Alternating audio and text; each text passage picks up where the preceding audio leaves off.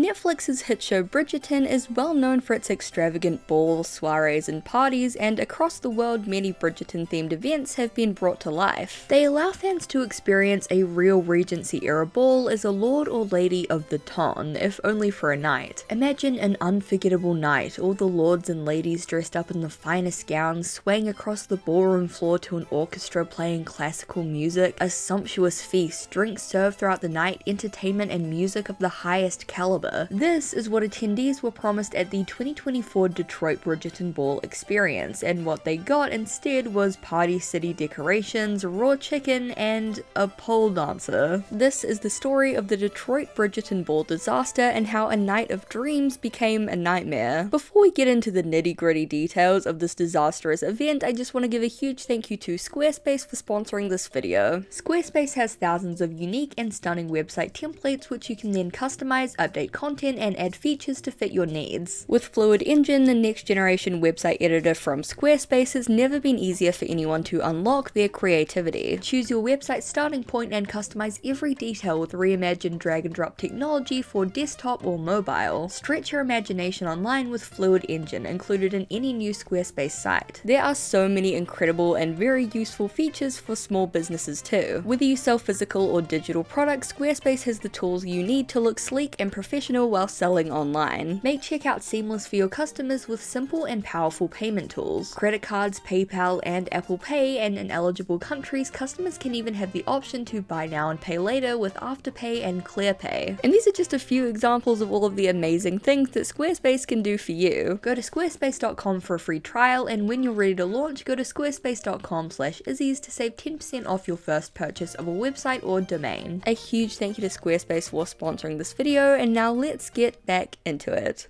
Bridgerton is a period romance and drama television show set in Regency-era England, following a cast of lords and ladies as they find their place in London high society. The show took off as soon as it was released on Netflix and has only become more of a phenomenon with each season, with all 3 seasons currently sitting on Netflix's list of the top 10 most watched TV shows of all time on their platform. It has hundreds of millions of views worldwide, and while the drama-filled stories and cast of eccentric characters has drawn a lot of people in, I think what's made it so popular is the fact that it transports you to this beautiful romanticized version of ye olde England. The characters wear beautiful pastel dresses, the balls and dances are always extravagantly decorated, and the show is scored with classical covers of like Taylor Swift songs. It's dreamy, it's a bit silly at times, and it's pure self-indulgent fantasy, which is why so many fans of the show were excited when Netflix announced that they would be hosting official Bridgerton events across a number of cities, including New York, Toronto, San Francisco, LA, and even Melbourne. The Queen's Ball, a Bridgerton experience, gave fans the opportunity to dress up in their finest gowns and suits and enter an immersive experience filled with beautiful, extravagant decorations, delicious food and drinks, live music and dancing, and costumed actors and performers. It was like stepping into the world of Bridgerton for a night, and with every city the event went to, tickets sold out like hotcakes. It was clear that there was a huge demand for these Bridgerton-themed events, so when it was announced that a Bridgerton Ball was coming to the city of Detroit, the excitement from locals was palpable. However, this event was not official. It wasn't hosted by Netflix, but instead a small family-owned events company called Uncle and Me LLC. Their website is currently down, presumably due to all the hate they're getting at the moment, but thankfully it's still archived on the Wayback Machine. In their About section, they explain that they're an uncle and niece duo who partnered together to learn about business, which then led them to create 2 successful small businesses and launch Uncle and Me LLC, allowing them to platform other small businesses with local pop-up shops, markets, and events. From what I can tell, this Bridgerton Ball seems to be the first Netflix show /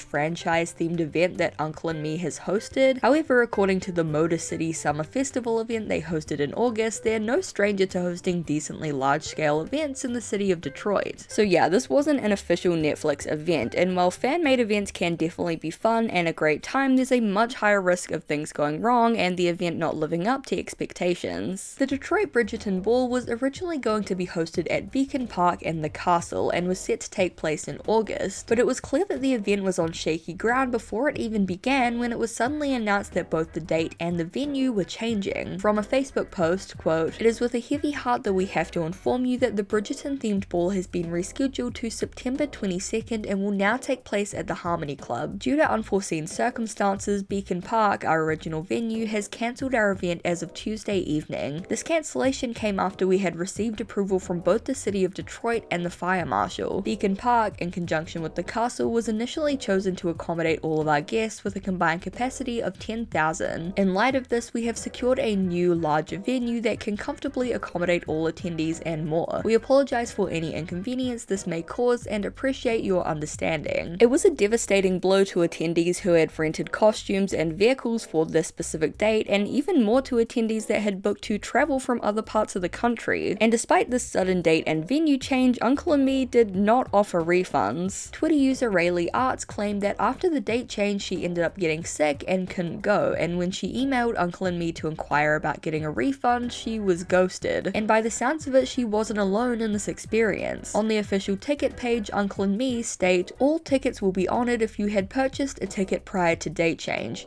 You're welcome to sell your ticket as well if you cannot be in attendance," which is basically a very sugar-coated way of saying there are no refunds. Adding fuel to the fire, rumors soon began to spread that the organizers lied about why the venue had to be changed. Downtown Detroit Partnership told local Detroit news site WXYZ that, quote, "The sudden change is due to the third-party promoters not meeting the basic obligations to secure the park." Additionally, a TikTok user called Lexi also wrote that Uncle and Me had tried hosting the event at her job, but that they had to cancel it because they wouldn't pay the remaining money to rent the venue. This screenshot and this quote is used in a lot of different articles, but despite researching, I haven't been able to find any evidence to back it up, so take it with a massive grain of salt because, believe it or not, a solitary TikTok comment is not a primary source. So, despite this sudden date and venue change and some very unsavory rumors, the Bridgerton Ball was still going ahead. From an archived event page on the Uncle and Me website, we can see the new updated details as well as what the event was promised to be. Bridgerton themed ball on Sunday, September 22nd, 2024 at the Harmony Club in Detroit, Michigan. Join us for an amazing Regency era experience. The Bridgerton themed ball will take place at the Harmony Club on September 22nd, 2024 from 6 p.m. till 12 a.m. midnight. Come enjoy our Bridgerton themed ball with prizes, giveaways, and more. You will also get the chance to win Diamond of the Season. Suitors in attendance will have a chance to win $2,000 cash for best dressed. The various different ticket tiers are shown on this page, however the show more button doesn't work on the Wayback Machine, which is a real shame because without any descriptions it's kind of hard to figure out exactly what each ticket entailed, but based on the tier names and prices we can take an educated guess. Viscount/Viscountess was the cheapest ticket at a whopping $119, and from what I can gather this was just a bare bones single entry ticket. Lady/Lord was $150 and likely included a few extra perks. Duke and Duchess was $250 and seems to be a couple's ticket. One excerpt from a WXYZ article that confirms this reads, "Ayrton Hamrick says he and his girlfriend attended the event Sunday to celebrate her birthday. Hamrick says they purchased what was called the Duke and Duchess package, which was $250 and set to include a professional dance card,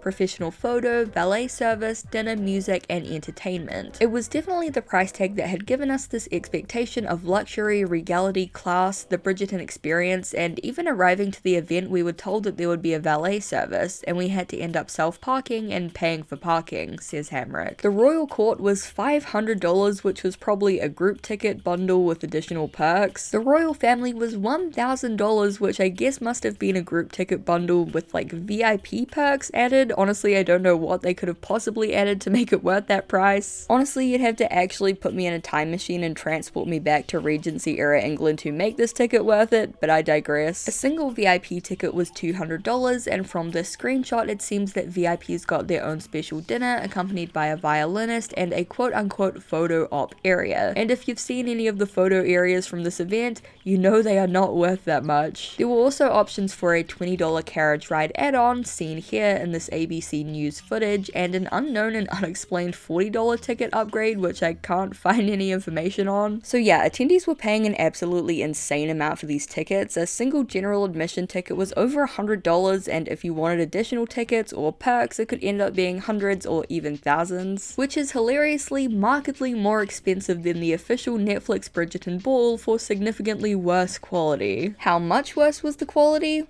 Let's find out. This is an image of the planned activities for the night, which included ballroom dancing lessons, photo sessions, a meet and greet with the Queen, dinner and dancing, and a fashion show with prizes for the Diamond and Lord of the season. However, when guests rolled up in carriages dressed to the nines, no one was there to greet them or even scan their ticket, rendering the hundreds of dollars that they spent effectively useless. Basically, anyone could have shown up and gone inside without a ticket, which at such an expensive and supposedly exclusive event was a massive red flag. Though the itinerary promised a structured evening of activities and prizes, it was complete chaos, with attendees wandering around aimlessly through the crowded halls, sitting on their phones due to the lack of activities and confusion over what was happening, and in most cases leaving early and bitterly disappointed. One of the saddest parts about this whole event, at least in my opinion, is how much effort all of the attendees made. The footage from this event is filled with so many absolutely stunning outfits that people clearly poured their hearts into, and honestly makes my heart break for them that it was wasted on such a disaster of an event. From attendee Andy Bell, who spoke to the BBC, quote, "As the night wore on, we were presented with an exotic dancer with a pole which very much appeared to be a stripper, a lack of dance lessons at the scheduled time despite most of us being in the ballroom waiting, and eventually club music was blasted from the stage. At that point, my sister and I left." The dancer has been one of the main dramas of this whole event, and don't worry, we will get to it soon. But first, let's take a look at the event itself and how basically everything that was promised was not delivered. The live music that was advertised was a lone violin player. Classical covers of pop songs played by an orchestra are an iconic staple of Bridgerton and its balls, so many were likely expecting an ensemble rather than one poor girl playing a violin by herself. She was also playing to over 3 floors of attendees, so needless to say, for most people in the building, this was a silent experience. An iconic part of the official Bridgerton experience, which was also advertised for the Detroit Bridgerton Ball, was getting to meet the Queen. However, an independent article claimed that the Queen sat on a random throne plonked in the middle of a drab-looking room, and an attendee called Nita wrote, "No shade to the Queen, but I couldn't even bow to her before she was telling me about her business and giving me her business card."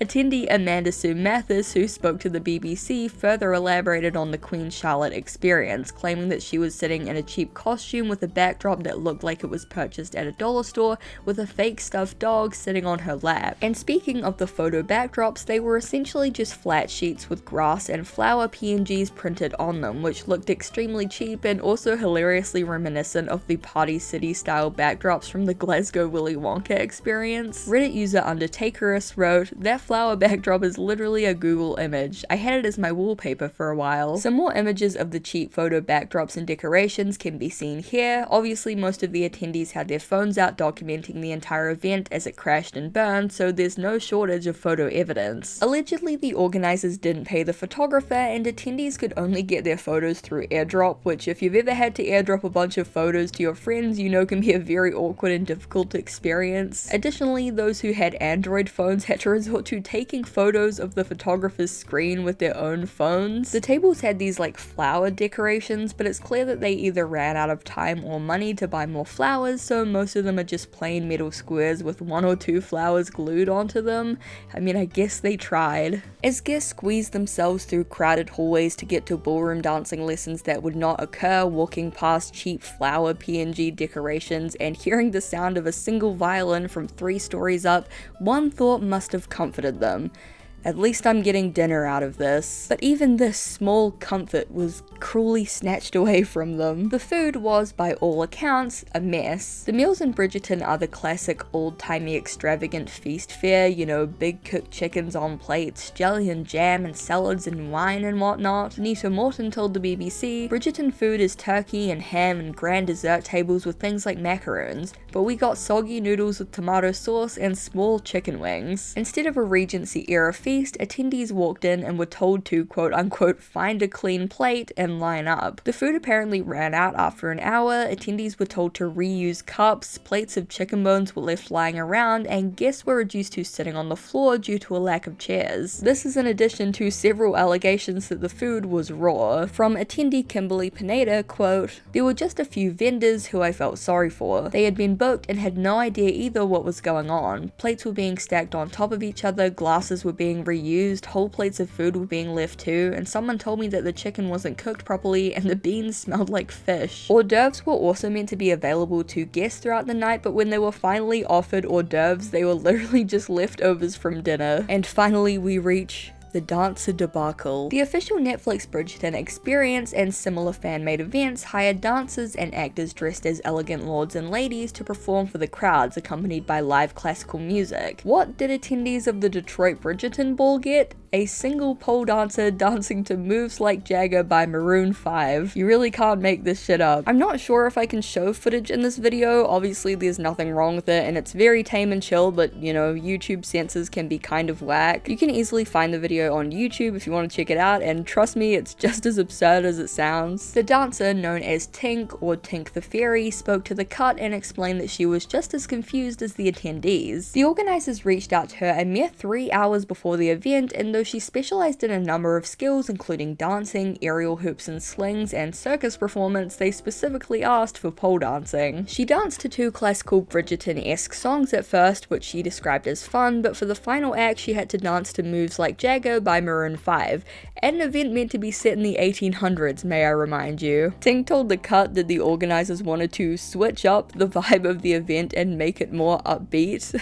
However, she said that the vibe got pretty uncomfortable at times, quoting, "I was just thinking, when is this going to be over? I'm getting paid, so just do your job and get it over with." When she wasn't dancing, the organizers told her to walk around and do character work. She wasn't given any brief, and at her usual events she would introduce herself to guests as their fairy, so throughout the night she was walking around in a red bikini telling guests that she was their Bridgerton fairy. Which obviously, as shit as this entire situation is kind of hilarious, especially coming from a woman who admitted that she had never seen a single episode of the show. I think that the Bridgerton fairy should be a character in season 4. Unfortunately, despite the fact that she was literally just doing her job, not every attendee was kind or empathetic about this awkward situation that she had been put in. An excerpt from an article in The Telegraph reads, "During the evening, an attendee and her husband were approached by a scantily clad woman who told them she was the entertainment. We were like, no, why are you here? This is not part of Bridgerton unless I missed an episode on Netflix. I don't remember seeing a pole dancer," she said. "Nothing was left to the imagination, so I was like, no thank you." Reddit comments left on a post about the event read, "I lost my mind when I saw the stripper's booty facing me. Seeing a woman's butthole was not on my bingo card for the night," laughing emoji. Like, come on guys, is this really necessary? It just comes off as super mean and cruel for no reason. Like, yes, of course it's understandable to be upset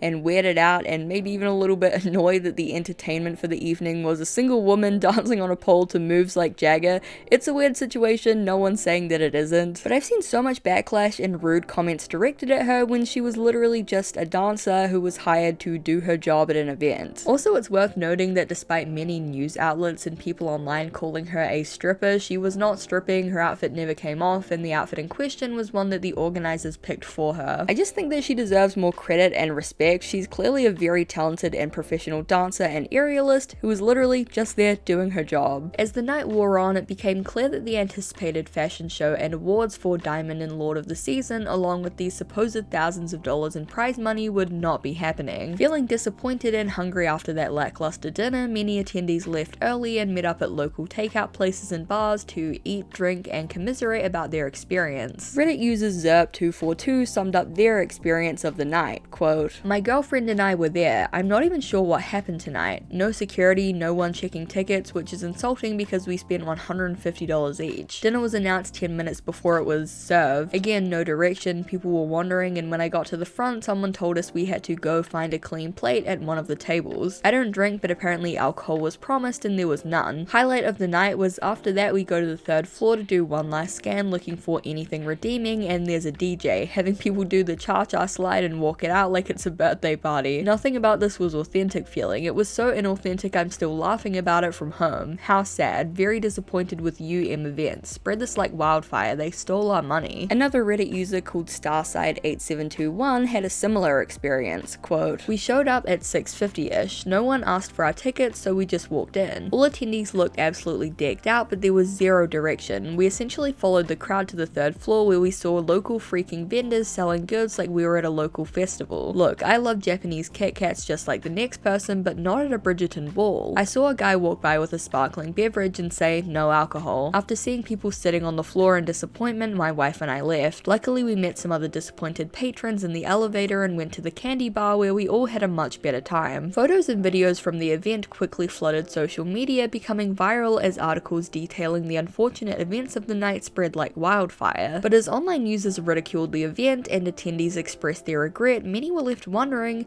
who were the folks behind this mess and how did it get to this point?